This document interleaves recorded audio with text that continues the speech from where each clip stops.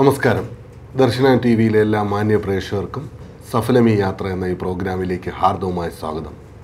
ഞാനിന്ന് അജ്മാനിലെ നൊയൈമിയ എന്ന സ്ഥലത്താണ്. ഇവിടെ ഒരു റെസ്റ്റോറൻറ്റിൻ്റെ ഉള്ളിലാണ് ഞാൻ ഇരിക്കുന്നത്. വളരെ പ്രശസ്തമായ ഒരു റെസ്റ്റോറൻ്റാണ്. കേരളീയ വിഭവങ്ങൾക്ക് പേര് കേട്ട ഒരു റെസ്റ്റോറൻറ്റ്, ഈറ്റ് വെൽ റെസ്റ്റോറൻറ്റ്. ഇതിൻ്റെ നേതൃത്വ സ്ഥാനത്തിരിക്കുന്നത് നമ്മുടെ ഒരു മലയാളിയാണ്. എറണാകുളം ജില്ലയിലെ പിറവത്ത് നിന്നും ഏതാണ്ട് 9 വർഷങ്ങൾക്ക് മുമ്പ് ഏതൊരു പ്രവാസി മലയാളികളെ പോലെ ഒരു ജോലിയെന്ന സ്വപ്നവുമായി പ്രവാസ ജീവിതം ആരംഭിച്ച ശ്രീ അനൂപ് തോമസ് ആണ് ഇന്ന് ഞങ്ങളുടെ അതിഥി. അദ്ദേഹത്തെ ഈ പ്രോഗ്രാമിലേക്ക് ഞാൻ ഹാർദവമായി സ്വാഗതം ചെയ്യുന്നു. നമസ്കാരം. നമസ്കാരം.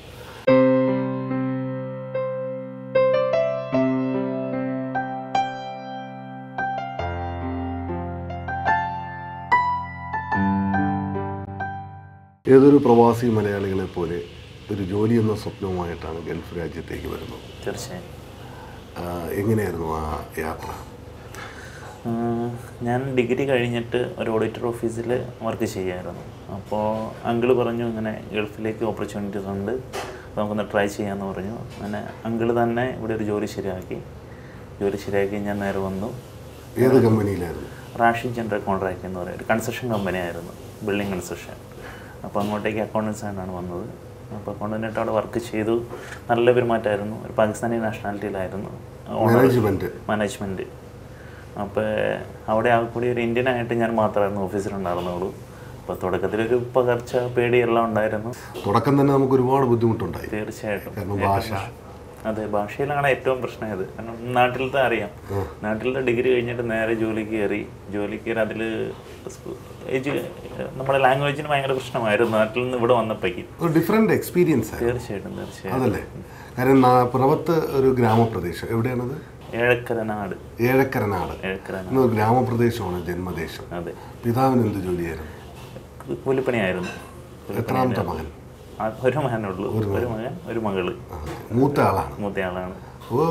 സ്കൂൾ വിദ്യാഭ്യാസം പിറവത്തല്ല, മണിയുടെ സ്കൂളിൽ സ്കൂൾ വിദ്യാഭ്യാസം കഴിഞ്ഞ് പ്രീ ഡിഗ്രി കോലഞ്ചേരി, ഡിഗ്രി അവിടെ തന്നെ. ഡിഗ്രി മുളന്തുരുത്തി.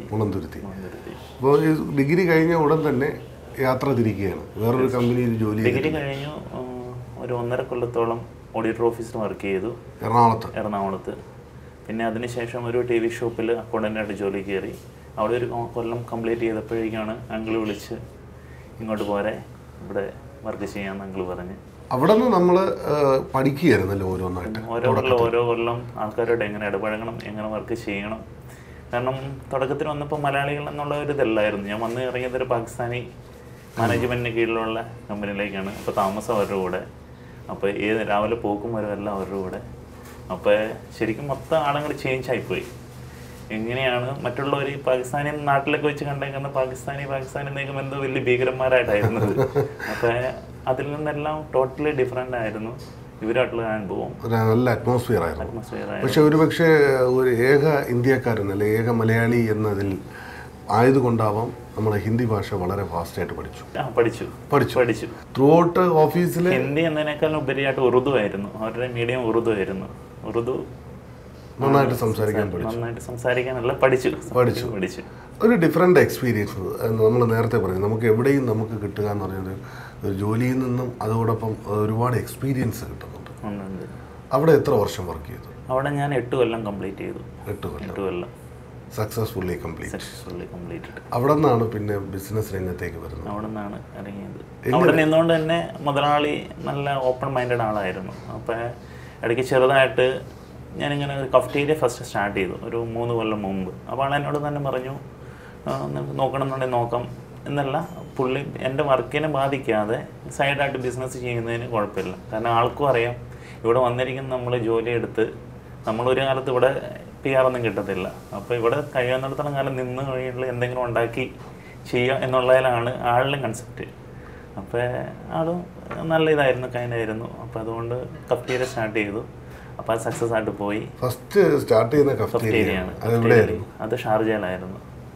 അപ്പോൾ അത് കുഴപ്പമില്ലാണ്ട് നമുക്ക് പോയി. അത് കഴിഞ്ഞിട്ട് പിന്നെ ഒരു കൊല്ലം കഴിഞ്ഞിട്ടാണ് കഫ്റ്റീരിയ വിട്ടിട്ട് റെസ്റ്റോറൻറ്റിലേക്ക് ഇറങ്ങിയത്. റെസ്റ്റോറൻറ്റിലേക്ക് വരുന്നത് ആദ്യമായിട്ട് നൊയ്മയിലല്ല, ഇൻ്റർനാഷണൽ സിറ്റിയിലാണ് ഫസ്റ്റ് സ്റ്റാർട്ട് ചെയ്തത്, ഗ്രീസ് ക്ലസ്റ്ററിൽ. അപ്പോൾ അവിടെ ഇറങ്ങി കഴിഞ്ഞപ്പോൾ തുടക്കത്തിലൊരു മാന്ദ്യം ഉണ്ടായിരുന്നു. പിന്നെ അതെല്ലാം ട്രാക്കിലായി, പ്രശ്നമൊന്നുമില്ല, നല്ല രീതിയിൽ വന്നു.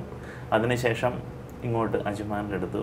അജ്മാനിലുള്ള നല്ല റെസ്പോൺസ് ആയിരുന്നു, കസ്റ്റമേഴ്സിന് മാത്രമുള്ള നല്ല റെസ്പോൺസ് ആയിരുന്നു.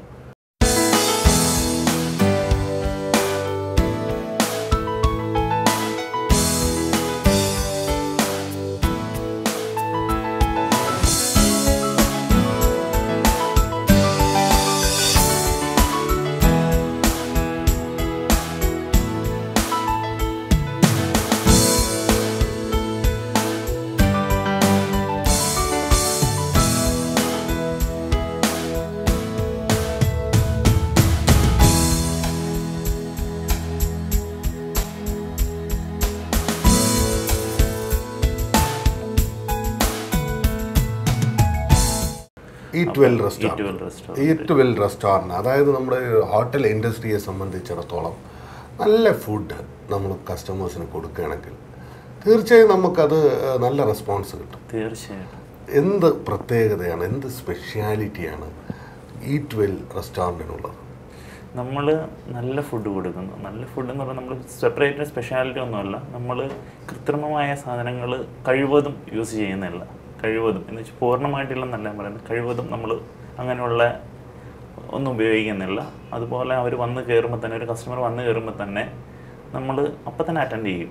അതുപോലെ അവർക്കൊരു വീട്ടിലേക്ക്, നമ്മുടെ വീട്ടിൽ കയറിയിട്ട് വീട്ടിൽ ചെന്നിട്ട് അമ്മ ചോറ് എന്ന് പറയുമ്പോൾ അമ്മ അപ്പം തന്നെ റെസ്പോൺസ് ചെയ്യുന്നുണ്ടല്ലോ. അപ്പം നമ്മൾ വിശന്ന് വരുമ്പോൾ അമ്മ അവിടെ പോയിരുന്നു, ഞാൻ ഇപ്പം ഭക്ഷണം എടുത്തുകൊണ്ട് വരാമെന്ന് പറയുമ്പോൾ അത് കേൾക്കുമ്പോൾ തന്നെ നമുക്ക് ഉള്ളിൽ നിന്ന് തന്നെ നമ്മുടെ വിശപ്പ് മാറും ആ ഒരു പെരുമാറ്റത്തിൽ. അതുപോലെ തന്നെയാണ് ഞങ്ങൾ ഇവിടെയും കൊടുക്കുന്നത്. ഒരു കസ്റ്റമർ വന്നു കഴിയുമ്പോൾ നമ്മൾ അപ്പം തന്നെ അവർ അറ്റൻഡ് ചെയ്തിട്ട് അവർക്ക് എന്താണ് വേണ്ടതെന്നുള്ളത്, നമുക്ക് എന്താണോ ഉള്ളതെന്നല്ല, അവരുടെ ഇഷ്ടം എന്താണെന്ന് വെച്ച് കഴിഞ്ഞാൽ ആ രീതിയിൽ നമ്മൾ ചെയ്യാനായിട്ട് നോക്കുന്നുണ്ട്. ഇപ്പോൾ ഒരാൾ വന്നു കഴിയുമ്പോൾ നമ്മൾ കോഴിക്കോടൻ സ്റ്റൈലിൽ നിന്നാണോ അല്ലെങ്കിൽ കോട്ടയം ആണോ എന്ന് കഴിയുമ്പോൾ നമുക്ക് അത് തിരിച്ചറിയാൻ പറ്റുന്ന വെയിറ്റേഴ്സാണ് നമുക്കുള്ളത്. അപ്പോൾ അവർ വന്നിട്ട് നമുക്ക് കിച്ചണിൽ വന്ന് പറയും കോട്ടയത്തു നിന്നാണ് ആൾ വന്നിരിക്കുന്നത്, അപ്പോൾ ആ സ്റ്റൈലുള്ളൊരു മീൻ കറി പറഞ്ഞു കഴിഞ്ഞാൽ കോഴിക്കോടാണെങ്കിൽ ആ സ്റ്റൈലുള്ളൊരു കറി. അപ്പോൾ അത് പറയുമ്പോൾ അവരെ മുമ്പിലെത്തുമ്പോൾ തന്നെ അവരെ വീട്ടിൽ കഴിക്കുന്ന ഒരു ടേസ്റ്റ് അവർക്ക് കിട്ടി. അപ്പോൾ അത് കിട്ടുമ്പോൾ തന്നെ നമുക്ക് പിന്നെ റിപ്പീറ്റേഷനാണ്. ഇവർ ഭക്ഷണം കഴിച്ചിട്ട് അറിയുമ്പോൾ അവർ ഫേസിൽ കാണുന്ന ഒരു സന്തോഷം, അതാണ് നമ്മുടെ വിജയം. ഇപ്പോൾ നേരത്തെ പറഞ്ഞു, കാരണം കോട്ടയത്തു നിന്ന് ഒരാൾ വരുന്ന അല്ലെങ്കിൽ കോഴിക്കോട് നിന്ന് ഒരാൾ, അവരുടെ ടേസ്റ്റ് അനുസരിച്ച് നമ്മൾ കുക്ക് ചെയ്യാൻ തയ്യാറായിട്ടുള്ള ചെഫ്മാർ. തീർച്ചയായും. അപ്പം അത്രയും വളരെ ടാലൻ്റ് ആയിട്ടുള്ള കഴിവുള്ള ഷെഫ്മാരെ എങ്ങനെയാണ് സെലക്ട് ചെയ്തിട്ടുള്ളത്? അത് 4 സ്റ്റാർ ഹോട്ടലിൽ വർക്ക് ചെയ്തിരുന്ന എക്സ്പീരിയൻസ് ഉള്ള ഉമേഷ് എന്ന് പറഞ്ഞ ഷെഫാണ്. ആളെ അസിസ്റ്റ് ചെയ്യാനായിട്ട് 2 അസിസ്റ്റൻ്റ് ഷെഫുമാർ വേറെയുണ്ട്. അപ്പോൾ ഇവർക്കും വർഷങ്ങളുടെ എക്സ്പീരിയൻസ് ഉള്ള ആൾക്കാരാണ്. അപ്പോൾ അവർക്ക് അതിൻ്റേതായൊരു ടാലൻ്റ് ഉണ്ട് ഭക്ഷണങ്ങൾ, ഫുഡുകൾ ഉണ്ടാക്കുന്നതിനെ വെച്ചിട്ടുള്ളൂ. പിന്നെ നമ്മൾ വരുമ്പോൾ നമ്മളവരോട് ചോദിക്കാം എന്തൊക്കെയാണ് നിങ്ങൾക്ക് അറിയാൻ പറ്റുന്നത്, എന്തൊക്കെ നിങ്ങൾക്ക് പരീക്ഷണങ്ങൾ ഓരോ ദിവസം നടത്താൻ പറ്റും. ഒത്തിരി ഡിഫിക്കൽട്ട് അല്ലെങ്കിൽ കോംപ്ലിക്കേഷൻ ആയിട്ടുള്ളതല്ല. നാടൻ ഫുഡിൽ തന്നെ നാടൻ ടേസ്റ്റിൽ ഓരോരോ ദേശത്തിലേക്ക് മാറും. ഇപ്പോൾ തലശ്ശേരി ദം ബിരിയാണി എന്നൊക്കെ കേൾക്കുമ്പോൾ നമുക്ക് വായിൽ വെള്ളം ഊറും. അപ്പോൾ അതുപോലെ ദം ബിരിയാണി, അപ്പോൾ അതുപോലെ തന്നെ നമ്മുടെ അതൊക്കെ മറന്നു കിടക്കുന്ന ഐറ്റംസുമാണ്. നമ്മളൊരു ബിരിയാണി എന്ന് പറയുമ്പോൾ ചുമ്മാ ഒരു ബിരിയാണി ഒന്ന് കഴിക്കണം. പക്ഷേ തലശ്ശേരി എന്ന് പറയുമ്പോൾ ആ പ്രാദേശികമായ ചില കൂട്ടുകളുണ്ട്. അപ്പോൾ അതൊക്കെ ആ ഭാഗത്തുള്ളവർക്ക് ശരിക്കും അറിയാം. അപ്പോൾ അതുപോലെ നമ്മൾ ആ മറന്നു കിടക്കുന്ന ആ രുചികളെല്ലാം ഞങ്ങൾ കൊണ്ടുവരാൻ ശ്രമിക്കുകയാണ്. കുറേ ഞങ്ങൾ വിജയിച്ചിട്ടുണ്ട്. അതാണ് ഒരു പക്ഷേ ഈറ്റ് വെല്ലിൻ്റെ ഏറ്റവും വലിയ വിജയം എന്ന് പറയുന്നത്.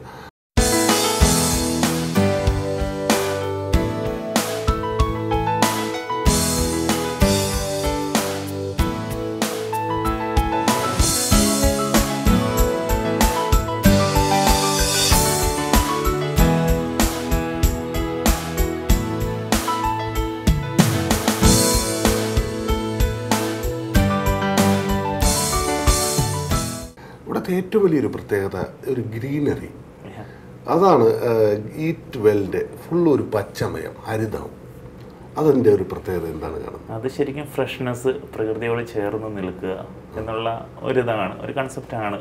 നമ്മൾ ശരിക്കും മറ്റു ഏതൊരു കളറിനേക്കാളും കൂടുതൽ മനസ്സൊന്ന് ഫീൽ ചെയ്യുന്നത്, റിഫ്രഷ് ആവുന്നത് ഗ്രീനിലാണ്.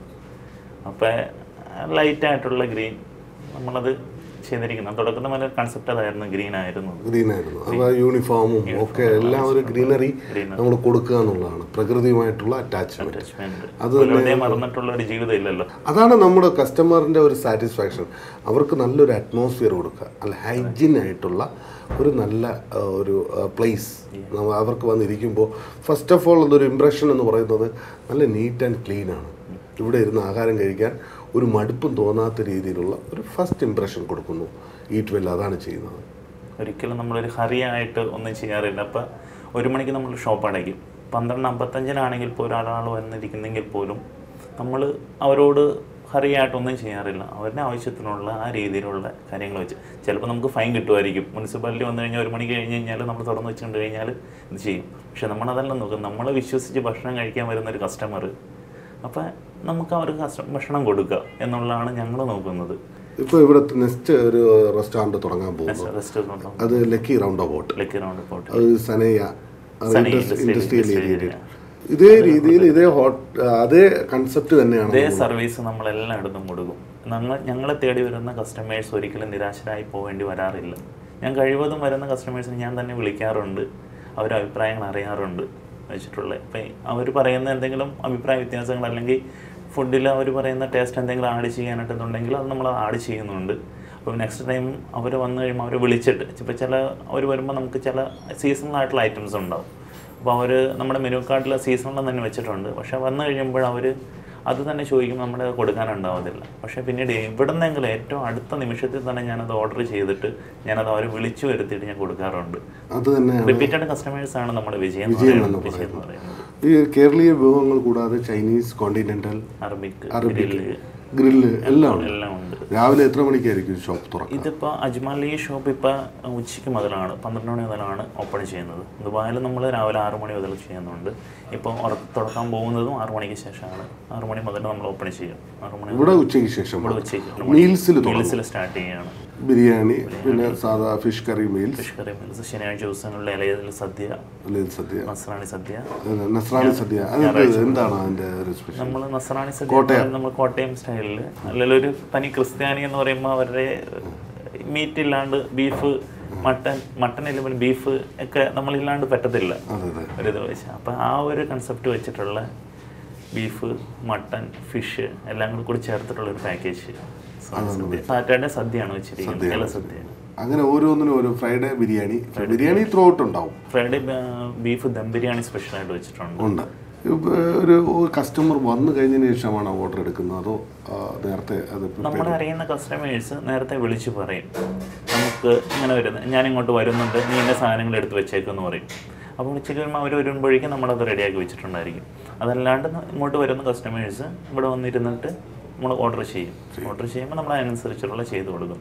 അവർ വെയിറ്റിങ്ങിന് മുഷിപ്പില്ലാണ്ട് നമ്മൾ നേരത്തേക്കും പെട്ടെന്ന് എന്തെങ്കിലും ഒരു സൂപ്പ് എന്തെങ്കിലും അടിച്ചവർക്ക് കൊടുക്കുക, ഫ്രീ ആയിട്ടാണ് കൊടുക്കുന്നത്. അങ്ങനെ എന്തെങ്കിലുമൊക്കെ ചെയ്തിട്ട് ചിലപ്പോൾ സ്റ്റാർട്ടർ എന്തെങ്കിലും കൊടുക്കുക. ഇവർ പറയുന്ന ഓർഡറിന് എന്തെങ്കിലും താമസം ഉണ്ടെങ്കിൽ ചില ഗ്രിൽ ഐറ്റംസ് ഒക്കെ വരുമ്പോൾ കുറച്ച് താമസം ഉണ്ടാക്കാറുണ്ട്. അപ്പോൾ ആ ഇരിക്കുന്നതിൻ്റെ ബോറടി മാറ്റാനായിട്ട് നമ്മൾ നിരന്തരം സൈഡ് ഡിഷസ് എന്തെങ്കിലും നമ്മളത് കൊടുക്കുന്നുണ്ട്. പിന്നെ അറബിക് ഡിഷിൽ ഏതൊക്കെയാണ്? കാരണം ഗ്രില്ല്, ചാർക്കോൾ, ഷേരി, ഫിഷിൽ എല്ലാം ഗ്രില്ലായിട്ട് കൊടുക്കുന്നുണ്ട്. പിന്നെ ലോബ്സ്റ്റർ, പിന്നെ അറബിക്കിന് തന്നെ സൂപ്പുണ്ട്, ബുളൈബസ സൂപ്പ്, മിയപ്പം സൂപ്പ്, അത് അറബിക് കസ്റ്റമേഴ്സും ഇവിടെ വരാറുണ്ടോ? ഇഷ്ടം പോലെ നമ്മുടെ സൂപ്പൊക്കെ കുടിക്കാൻ വേണ്ടി മാത്രമായിട്ട് അവർ വരുന്നുണ്ട്. സൂപ്പ് കുടിക്കാൻ വേണ്ടി സീ ഫുഡ് സൂപ്പുണ്ട്. അപ്പോൾ അത് അവർക്ക് ക്രീം സൂപ്പാണ്. അത് അവർക്ക് ഭയങ്കര ഇഷ്ടമുള്ളൊരു കാര്യമാണ്. അപ്പോൾ അതിന് വേണ്ടിയിട്ട് മാത്രമായിട്ട് അവർ വരുന്നുണ്ട്. പിന്നെ കോണ്ടിനെൻ്റൽ ഡിഷസ് ഉണ്ട്. പിന്നെ ചൈനീസ് നമുക്ക് ഒത്തിരി വെറൈറ്റീസ് ഉണ്ട്. ചൈനീസ് നമ്മുടെ പ്രൊഫഷണലാണ്. ഒത്തിരി വെറൈറ്റീസ്. എന്തൊക്കെ ചിക്കനിൽ തന്നെയാണെങ്കിലും ഞാൻ കേട്ടിട്ടില്ല കുറേ ഐറ്റംസ്. ഞാൻ കേട്ടിട്ടില്ല. അത് ഇവർ അടിച്ചു തരുമ്പോഴാണ് നമ്മളിങ്ങനെ ചെയ്ത് ഇതിന് ടേസ്റ്റ് അറിയുമ്പോൾ ഇതല്ലോ ഇത് വേറെയാണല്ലോ എന്നുള്ള ടേസ്റ്റ് തന്നെ ഒത്തിരി. ചൈനീസിന് നമ്മൾ കഴിയുമ്പോൾ കൂടുതൽ ഈ സോയ സോസ് അല്ലെങ്കിൽ ഗാർലിക് ചില്ലി സോസ് ഇങ്ങനെ കുറേ സോസിൻ്റെ ഒരു കളി മാത്രമാണ് ഈ ചൈനീസ് എന്നുള്ള ഐറ്റംസ് ഉള്ളൂ. പക്ഷെ അതല്ല ശരിക്കും ചൈനീസ് കിട്ടുന്നത്. ചൈനീസിൻ്റെ ആ ഒരു സോസ് ഒന്നും ഇല്ലാണ്ട് തന്നെ അത് നമ്മുടെ നാടൻ ബീഫ് തന്നെ ചൈനീസ് സ്റ്റൈലിലേക്ക് കഴിക്കുമ്പോൾ ഭയങ്കര ടേസ്റ്റ് നല്ല രീതിയിൽ. അത് ക്ലേ പോട്ടിൽ വരുമ്പോൾ ടേസ്റ്റ് ഡബിളായി. എംപ്ലോയീസ് എന്ന് പറയുന്ന ഒരു ബിസിനസ്സിൻ്റെ ഒരു നട്ടെല്ലാണ്. അവരില്ലാത്ത ഒരു സ്ഥാപനം ഒരിക്കലും മുന്നോട്ട് പോകാൻ പറ്റില്ല. എത്രത്തോളമാണ് ആ എംപ്ലോയീസിൻ്റെ റിലേഷൻഷിപ്പ്? 100% അവർ എനിക്ക് തരുന്നുണ്ട്. 100% അവർക്ക് ചെയ്യാൻ പറ്റുന്നതിന് മാക്സിമം എന്ന് പറയാം.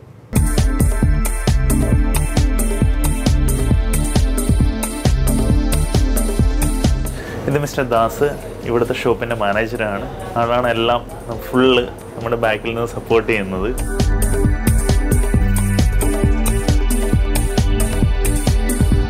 ഇത് മിസ്റ്റർ ഉമേഷ് നമ്മുടെ മെയിൻ ഷെഫാണ്.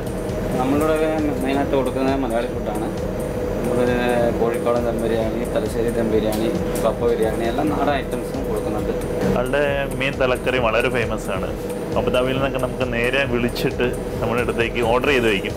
ഞങ്ങൾ വെള്ളിയാഴ്ച വരുന്നുണ്ട്, ഒരു 10-15 തലക്കറി എടുത്ത് വെച്ചേക്കണം എന്ന് പറഞ്ഞിട്ട് നമ്മൾ ബുക്ക് ചെയ്യുന്നുണ്ട്.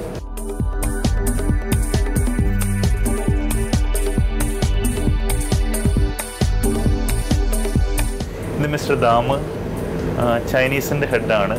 എല്ലാ കാര്യങ്ങളും ചൈനീസിൻ്റെതായ വെറൈറ്റികൾ ആളുടെ കയ്യിലില്ലാത്ത വെറൈറ്റികൾ വളരെ കുറവാണ്. അത് നരേന്ദർ ഗ്രില്ലിൻ്റെ ഹെഡാണ്. ജിജിത്ത് ഇന്ത്യൻ സൈഡ് ഉമേഷിനെ അസിസ്റ്റ് ചെയ്യുന്നു. സുധീഷ് ഇതും അസിസ്റ്റാണ്.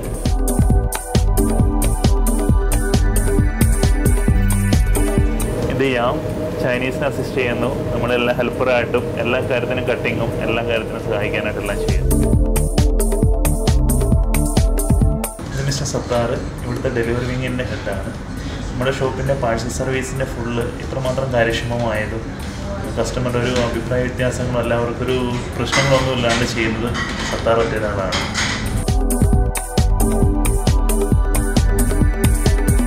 ആദ്യമായി ഗൾഫിലേക്ക് വരുമ്പോൾ താങ്കൾ ആഗ്രഹിച്ചിരുന്നു അല്ലെങ്കിൽ സ്വപ്നം കണ്ടിരുന്നു ഇങ്ങനെ ഒരു ബിസിനസ് സംരംഭം തുടങ്ങണം, കുറച്ച് പേർക്ക് ജോലി കൊടുക്കണമെന്ന്?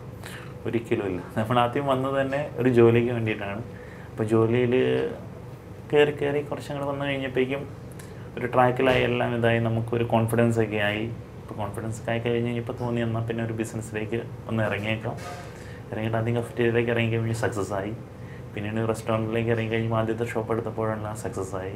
അപ്പോൾ വീണ്ടും അടുത്തയിലേക്ക് വരാൻ തുടങ്ങി, സക്സസ് ആയി. അപ്പം ഇത് പിന്നെ ജോലിയും ബിസിനസ്സും കൂടെ കൂടി മുന്നോട്ട് കൊണ്ടുപോകാൻ ബുദ്ധിമുട്ടായി. ചിലപ്പോൾ 2 മണിക്കൂറൊക്കെ ആയിരിക്കും മാത്രമേ എനിക്ക് ഉറങ്ങാൻ പറ്റുമായിരുന്നുള്ളൂ. ഇവിടെ നിന്ന് ഷോപ്പ് അടച്ചിട്ട് 2 മണി 3 മണി ആകുമ്പോഴാണ് ഷോപ്പ് അടച്ചിട്ട് പോകുന്നത്. അപ്പോൾ പിറ്റേ ദിവസം രാവിലെ 6 മണി 7 മണിക്ക് ആകുമ്പോഴേക്കും എനിക്ക് ഡ്യൂട്ടിക്ക് ഇറങ്ങണം. അപ്പോൾ രാവിലെ നിന്നിട്ട് വർക്ക് ചെയ്യണം. മീറ്റിങ്ങിന് പോകുമ്പോഴാണ് എനിക്ക് പഴയതുപോലെ പ്രസൻറ്റ് ചെയ്യാൻ പറ്റുന്നില്ല. അക്കൗണ്ട്സിലായതുകൊണ്ട് മെമ്മറി പവർ നല്ല വർക്കും കിട്ടിയില്ലെങ്കിൽ മെമ്മറിക്ക് ഭയങ്കര പ്രശ്നമുണ്ടല്ലോ. അപ്പോൾ അങ്ങനെ ഇതൊന്നു കഴിയുമ്പോൾ ഞാൻ ബോസിനോട് കാര്യങ്ങൾ പറഞ്ഞു. അപ്പോൾ ഇങ്ങനെ പ്രശ്നങ്ങളുണ്ട്. അപ്പോൾ ആൾ പറഞ്ഞു, ഒരു കാര്യം ചെയ്യുന്ന ഒരു 5-6 മാസത്തേക്ക് ഒരു നല്ല ഒരാളെ എടുത്ത് ട്രെയിൻ ചെയ്തിട്ട് എനിക്ക് മാറണമെങ്കിൽ മാറിക്കോളാൻ പറഞ്ഞു. അപ്പോൾ ഞാൻ വേറൊരു സ്റ്റാഫിനെ എടുത്ത് എനിക്ക് വരാട്ടാണ് ട്രെയിൻ ചെയ്തെടുത്തിട്ട് വളരെ സന്തോഷപൂർവ്വം. എന്നാൽ ഇപ്പോഴും അവിടെ നിന്ന് ഫുള്ള് വിട്ടിട്ടില്ല. എന്താവശ്യം ഉണ്ടെങ്കിൽ ഞാൻ അവിടെ ഓടിയെത്തും. ഈ ബിസിനസ്സിലേക്ക് ഇറങ്ങുമ്പോൾ അങ്ങനെ ഒരു കഫറ്റേരിയ ആയിരുന്നാലും മുമ്പ് ബിസിനസ് രംഗത്തേക്കില്ല. അപ്പോൾ ഒരു മുൻപരിചയമില്ലാത്ത ബിസിനസ്സിലേക്ക് വരുമ്പോൾ അത് നന്നാക്കി കൊണ്ടുവരാൻ പറ്റും എന്നുള്ള ഒരു കോൺഫിഡൻസ് എവിടെ നിന്നായിരുന്നു? അത് എൻ്റെ ഗ്രാൻഡ് ഫാദറിന് ചായക്കട ബിസിനസ്സായിരുന്നു. ചായക്കടയായിരുന്നു. പിറവത്തല്ല, ഏഴക്കണ്ണാട് തന്നെ ഒരു ചെറിയ റെസ്റ്റോറൻ്റാണ്, ഒരു ഹോട്ടൽ, ചെറിയൊരു ഹോട്ടൽ, അച്ഛൻ്റെ ഹോട്ടലായിരുന്നു. അപ്പോൾ എൻ്റെ ചെറുപ്പം എന്നൊക്കെ പറയുന്നത് ഞാൻ അവിടെ തന്നെ ആയിരുന്നു. രാവിലെ സ്കൂളിൽ പോയിക്കൊണ്ടിരുന്ന ഹോട്ടലിൽ നിന്ന് ഭക്ഷണം കഴിച്ചിട്ടാണ്. അതുപോലെ ക്ലാസ് കഴിഞ്ഞ് വന്നു കഴിഞ്ഞാൽ ഹോട്ടലിൽ നിന്ന് ഭക്ഷണം കഴിച്ചിട്ടാണ് വീട്ടിലേക്ക് വരുന്നുള്ളൂ. ഹോട്ടലിൽ തന്നെയാണ് അവധി ദിവസങ്ങളിലാണ് ഹോട്ടലിൽ എന്തെങ്കിലും ഉണ്ടാക്കാനായിട്ട് എല്ലാം കൂടിയിരിക്കും. അപ്പോൾ കൂടിയിരിക്കുമ്പോൾ രസമാണത്. അപ്പോൾ അങ്ങനെ ആ ഒരു ടേസ്റ്റ് അവിടെ മനസ്സിലിങ്ങനെ കിടന്നു. അത് കഴിഞ്ഞിട്ട് ആ ഒരു പാരമ്പര്യം നമ്മളിലേക്ക് കടന്നു വന്നതുപോലെ മുത്തശ്ശനിലൂടെ അത് ഒരു പക്ഷേ നിമിത്തമുണ്ടായിരുന്നു. അച്ഛൻ സഹായിക്കുമായിരുന്നു. നമ്മുടെ നാട്ടിലേക്ക് പോയാണ്. നമ്മുടെ മാതാപിതാക്കൾ നമ്മുടെ ജീവിതത്തിൽ ഒരുപാട് സ്വാധീനിച്ചിട്ടുണ്ട്. താങ്കളുടെ അച്ഛൻ ഒരു കൂലിപ്പണിക്കാരനായ ഒരാൾ, നല്ല വിദ്യാഭ്യാസം നമുക്ക് തന്നു, ഒരുപാട് കഷ്ടപ്പെട്ടു, നല്ലൊരു ജീവിതമാർഗം കാണിച്ചു തന്നതിൻ്റെ പ്രധാന കാരണം നമ്മുടെ മാതാപിതാക്കളാണ്. എത്രത്തോളമാണ് താങ്കളുടെ ജീവിതത്തിൽ സ്വാധീനിച്ചിട്ടുള്ളത്? അവർ നന്നായിട്ട് സ്വാധീനിച്ചു. എന്ന് പറഞ്ഞാൽ അവർ എന്നെ പഠിപ്പിക്കാൻ തന്നെ മാക്സിമം അവർ പഠിപ്പിക്കാൻ പറ്റില്ല. അവർ താല്പര്യത്തിൽ അത് മമ്മിയാണേലും പപ്പയാണേലും അമ്മാവനുണ്ടായിരുന്നു. അമ്മാവനായിരുന്നു ശരിക്കും നന്നായിട്ട് സപ്പോർട്ട് ചെയ്തത്.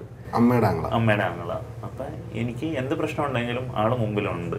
ഞാനൊന്നും അറിഞ്ഞിട്ടില്ല. ഫിനാൻഷ്യലി ഒരു ക്രൈസിസും എനിക്ക് സ്കൂൾ ലെവലിലോ കോളേജ് ലെവലിലോ അറിഞ്ഞിട്ടേ ഇല്ല ആളുള്ളത്ര കാലം. പിന്നെ വീട്ടിൽ നിന്നാണെങ്കിലും എല്ലാവരും നന്നായിട്ട് സപ്പോർട്ട് ചെയ്തു. പഠിക്കാൻ പോകണമെന്ന് പറഞ്ഞു കഴിഞ്ഞാൽ ഇപ്പോഴും ഒന്നും പറഞ്ഞിട്ടില്ല. നിങ്ങൾ പഠിച്ചോ, നിന്റെ ഇഷ്ടം പോലെ നീ പഠിച്ചോളുക. അപ്പോൾ ആ സമയത്ത് ചിലപ്പോൾ പപ്പിക്കൊന്നും കൂലിപ്പണി ആയതുകൊണ്ട് ചില സമയങ്ങളിലാണ് പണിയുള്ളൂ. അപ്പോൾ അവർ ക്യാഷിൻ്റെ ടൈറ്റ് നന്നായിട്ടുണ്ടായിരുന്നു. എന്നാൽ പോലും അവർ പറഞ്ഞ് നിങ്ങൾ പോയി പഠിച്ചോ, ഒരു പ്രശ്നമില്ല. അവരുടെ ആ ഒരു ഇതുകൊണ്ട് മാത്രമാണ് പിന്നെ കൂടുതൽ പഠിക്കാൻ പറ്റിയത്. ഇപ്പം തറവാട്ടിലാണോ അമ്മ വെച്ചത്? ഇല്ല, ഇപ്പം സ്വന്തമായിട്ട് വീട് പണിത് തറവാടിൽ നിന്ന് മാറി താമസിച്ചു.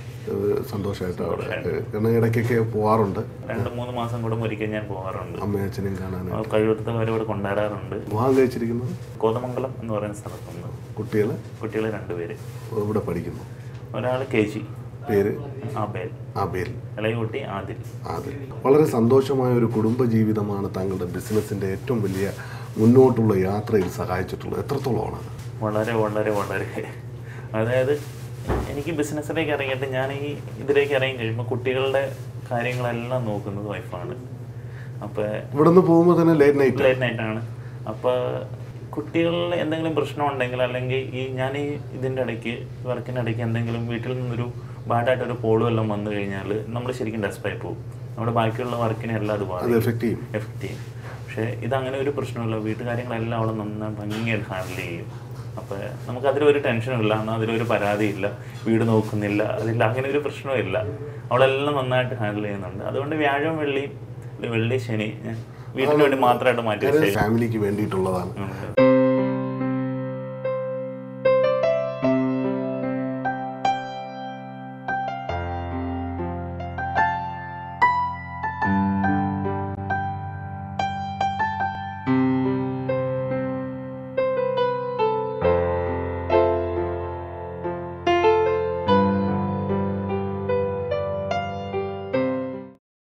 ഇവിടെ ഈ രാജ്യം വളരെ കാരണം ബിസിനസ് ചെയ്യാൻ പറ്റുന്ന ഒരു നല്ല സുരക്ഷിതത്വം തരുന്ന നമ്മളെ അംഗീകരിക്കുന്ന വലിയ മനസ്സുള്ള ഒരു സമൂഹമാണ് ഈ രാജ്യം.